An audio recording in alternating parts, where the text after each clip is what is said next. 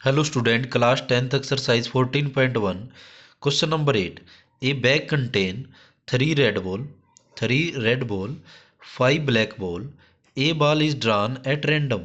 एक बॉल उसमें से निकाली जाती है कि रैंडम फ्रॉम द बैग, किसी बैग में से, जो ये बैग है इसमें से। तो what is the probability that, कि उसकी प्रोबेबिलिटी क्या होगी, the ball drawn is red colour और नॉट और रेड। तो ये दो पार्ट हमारे पास, एक में रेड बॉल आने की, एक में रेड बॉल नहीं आने की, ये हमारे पास प्रोबेबिलिटी निकालनी है। तो हमें शुरुआत कैसे करते हैं इन क्वेश्चनों में। तो देखो भी, नंबर ऑफ रेड बॉल या फिर रेड बॉल इक्वल में कितनी है, तो रेड बॉल है 3। तो नंबर ऑफ दूसरी जो हमारे पास ब्लैक बॉल, तो ब्लैक बॉल कितनी है 5। टोटल बॉल कितनी है, टोटल नंबर ऑफ बॉल, तो टोटल नंबर ऑफ बॉल कितनी है 8 है। वही दोनों का टोटल हमने जोड़ दिया।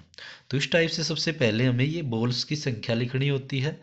तो यहाँ पे अब प्रोबेबिलिटी किसकी निकालनी है, पहले पार्ट में the probability of getting, the probability of getting A red ball.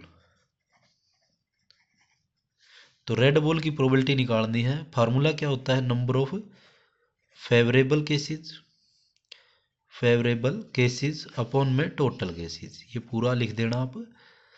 तो यहाँ पे फेवरेबल कितने, मतलब रेड कलर की बॉल कितनी हमारे पास 3 है। टोटल केसेस, टोटल कितनी बॉल है हमारे पास 8 है। तो ये पहले पार्ट का आंसर कि रेड बॉल की प्रोबेबिलिटी कितनी आ गई। दूसरे पार्ट में इसको हम पी ऑफ ई से डिनोट कर देते हैं, पी ऑफ ई से, क्योंकि इसकी प्रोबेबिलिटी अब नोट इसी की पूछी गई है। तो रेड बॉल की नोट की प्रोबेबिलिटी निकालते हैं। तो probability of getting note red ball, तो रेड बॉल ना आने की, तो क्या होता है, इसको एक में से माइनस कर देते हैं, होने की प्रोबेबिलिटी ना होने की, दोनों का जोड़ एक के बराबर होता है। तो इसको एक में से माइनस कर देते हैं प्रोबेबिलिटी ऑफ ई की, जो रेड बॉल की है। तो 1 माइनस में 3/8, एलसीएम ले इसका 8 आ जाएगा। तो 8 यहाँ पे इसके साथ मल्टीप्लाई हो जाएगा, 8 1 8 माइनस 3। तो ये निकाले 8 में से 3 गए 5/8। तो नोट रेड की प्रोबेबिलिटी कितनी आ गई हमारे पास 5/8। इसी के साथ दोनों को लाइन के साथ 100 के साथ आंसर हम लिख सकते हैं। तो ये था हमारे पास question number 8। Ninth question, question number 9 है, a box contain 5 red marble. एक बॉक्स है, अब की बार बॉक्स के अंदर मार्बल कंचे रखे हुए हैं, और 8 वाइट मार्बल 4 ग्रीन मार्बल। ये कुछ मार्बल रखे हुए हैं, कंचे रखे हुए हैं। तो सबसे पहले इन्हीं की संख्या लिखेंगे। तो सीधा आप ये भी लिख सकते हो, रेड मार्बल इक्वल में कितने हैं, मार्बल्स इक्वल में हमारे पास 5। उसके बाद हमारे पास कैसे हैं वाइट, तो वाइट मार्बल कितने हमारे पास, ये हमारे पास 8 है। ग्रीन मार्बल कितने हमारे पास, ग्रीन मार्बल्स कितने हैं 4 है। टोटल मार्बल्स कितने हैं हमारे पास, टोटल मार्बल्स इक्वल में कितना आ जाएगा, इन दोनों का टोटल कर दें हम, तो क्या आ जाएगा 9 और 8 13 और 5 17 आ जाएगा। तो ये हमारे पास मार्बल्स की संख्या होगी। पहले पार्ट में किसकी, 1 मार्बल टेकन आउट, इनमें से एक मार्बल को निकाला जाता है कि वो रेड कलर का होगा, वाइट होगा या नॉट ग्रीन होगा। तो ये प्रोबेबिलिटी हमें निकालनी है। सबसे पहले हम रेड की निकालते हैं। द प्रोबेबिलिटी ऑफ, पहले पार्ट के अंदर the probability of getting A red marble, red marbles. तो रेड मार्बल की क्या हो जाएगी, यहाँ पे number of favourable cases upon में टोटल केसेस। तो यहाँ पे फेवरेबल केसेस कितने हैं, रेड मार्बल 5 है, टोटल कितने हमारे पास 17। ये इसका आंसर आ जाएगा। कटता हो तो काट सकते हैं, लेकिन ये यहाँ पे नहीं कट रहा। फिर सेकंड पार्ट को हम सोल्व करते हैं। तो प्रोबेबिलिटी किसकी निकाल दी हमने, रेड मार्बल्स की। पूरी लाइन के साथ लास्ट में सभी का आंसर दे देना। वाइट मार्बल की, द प्रोबेबिलिटी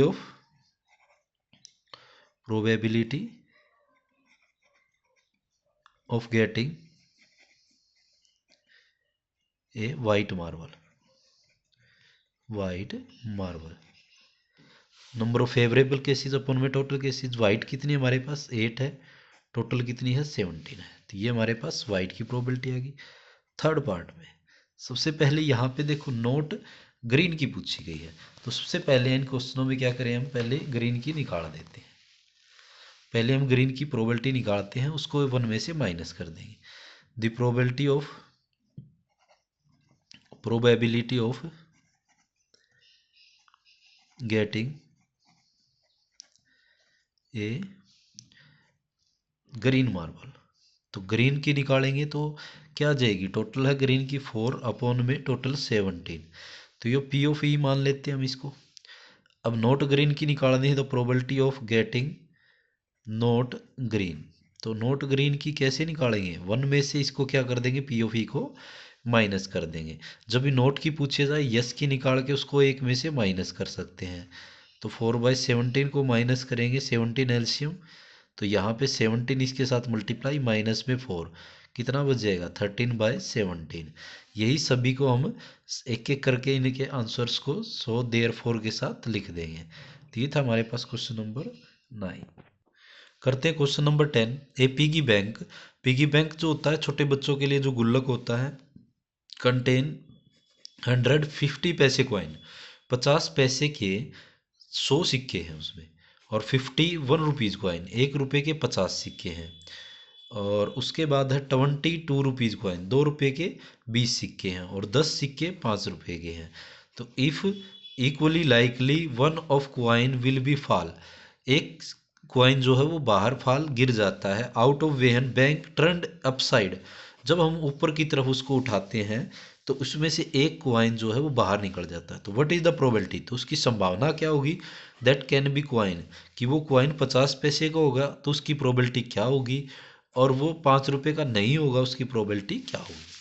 तो करते हम पहले पार्ट से पहले के एक बार इनका इंट्रोडक्शन लिख दें, मतलब क्या क्या चीज़ें कितने हैं। नंबर ऑफ 50 पैसे कॉइन्स, इन्हें पिगी बैंक लिखना चाहो तो लिख सकते हैं, नहीं तो सीधा भी हम लिख सकते हैं पिगी बैंक। तो पिगी बैंक में 50 पैसे के कितने सिक्के हैं, 100 है भाई। दूसरा है हमारे पास नंबर ऑफ ₹1, तो 1 रुपीज़ कॉइन्स जो है नी पिगी बैंक, तो पिगी बैंक में कितने हैं भाई, 50 हैं।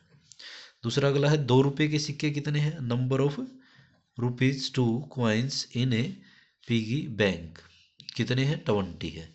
सेम इसी प्रकार से 5 रुपीज़ कॉइन जो है वो हमारे पास कितने हैं पिगी बैंक के अंदर, ये है 10। तो टोटल नंबर ऑफ कॉइन्स कितने हैं, total number of coins, total coins कितने हैं इसमें पूरे पिगी बैंक में, तो इन सबको जोड़े तो कितना आ जाएगा 180, तो 180 हो गया। अब हमें पहले पार्ट में 50 पैसे के कॉइन, तो पहला पार्ट अब हम सोल्व करते हैं। प्रोबेबिलिटी ऑफ गेटिंग, हमें किसकी प्रोबेबिलिटी निकालनी है, A50, ये वाला A50 पैसे कॉइन्स की, कितना आ जाएगा, number of favourable cases upon में टोटल केसेस। ये लाइन लिखने के बाद ये स्टार्टिंग में फार्मूले में एक बार तो ज़रूर लगाना है फार्मूला। 50 पैसे कॉइन कितने हैं, 100 है, तो ऊपर 100, नीचे टोटल कॉइन कितने हैं 180 है, 0 से 0 कैंसिल करें, 2 से 2 5 ज़ा 10, 2 से करेंगे 2 9 ज़ा 18, यहाँ से 5 बाई कितना आ जाएगा 9 आ गया। उसके बाद सेम ऐसे ही अब दूसरा पार्ट निकालें। दूसरे पार्ट के अंदर विल बी नॉट ए ₹5, तो 5 रुपये का नहीं होने का, पहले 5 रुपये की प्रोबेबिलिटी निकालेंगे हम, फिर 5 का नहीं होने की। The probability of getting A ₹5 coin, तो 5 रुपये का सिक्का आने की, एक बार तो फार्मूला लिखाएंगे, नंबर ऑफ फेवरेबल केसेस आप लिख देना। 5 रुपये के कितने हैं 10 सिक्के हैं, अपन में टोटल 180 है, 0 से 0 कैंसिल करें, कितना आ गया 1/18। ये हमारे पास पी ऑफ ई मान लें इसकी प्रोबेबिलिटी को। अब हमें नोट इसकी निकालनी है, तो क्या आ जाएगा, प्रोबेबिलिटी ऑफ गेटिंग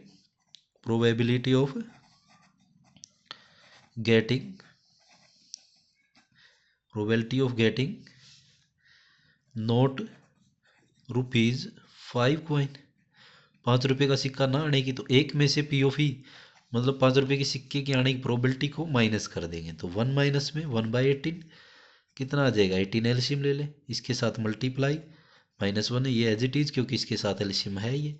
तो 18 में से 1 हो गया 17/18। तो ₹5 के सिक्का ना आने की प्रोबेबिलिटी 17/18। इन्हीं को हम लास्ट में इन्हीं के साथ टोटल प्रोबेबिलिटी के साथ जैसा पूछा गया है वैसा हम जवाब दे देंगे, वो भी लाइन आप लिख लेना। तो ये था हमारे पास क्वेश्चन नंबर 10th।